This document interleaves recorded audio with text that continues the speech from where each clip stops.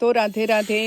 જુઓ પેલું આપણે માએ છીણી અને પૂર બનાવ્યું હતું ને, તો એનું કેટલું સરસ રીતે બનાવે છે મારી દેરાણી. જુઓ સરસ રીતે એ પાથરી અને આવી રીતે પેલું મૂક્યું છીણ, જે કોપરાનું છીણ હતું ને એ આવી રીતે મૂકે છે.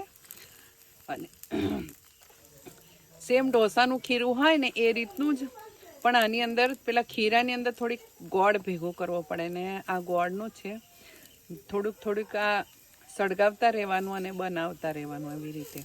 હવે ધીરે રહીને, આ તો ગામડાના લોકો આવડે, આપણને કશું આવડે ના.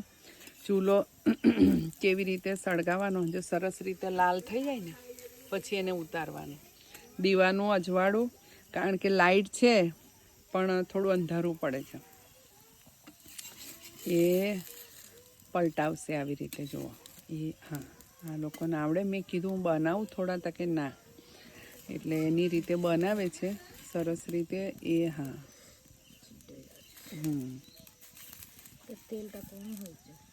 ઓછા તેલમાં બનાવવાનું હોય આને. આ લોકો બહુ ઓછું તેલ વાપરે. જો એ કેવી રીતે તેલ લગાવે. જો આવું કંઈ ચમચીથી તેલ ના રેડે. એટલે તો ગામડાના લોકો સરસ સ્વસ્થ મસ્ત હોય.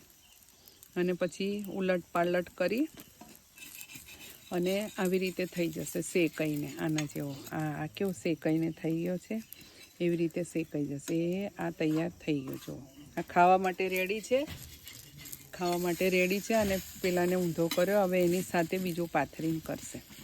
ચાલો ભક્તો, રાધે રાધે. ઘણું બધું બતાવી દીધું.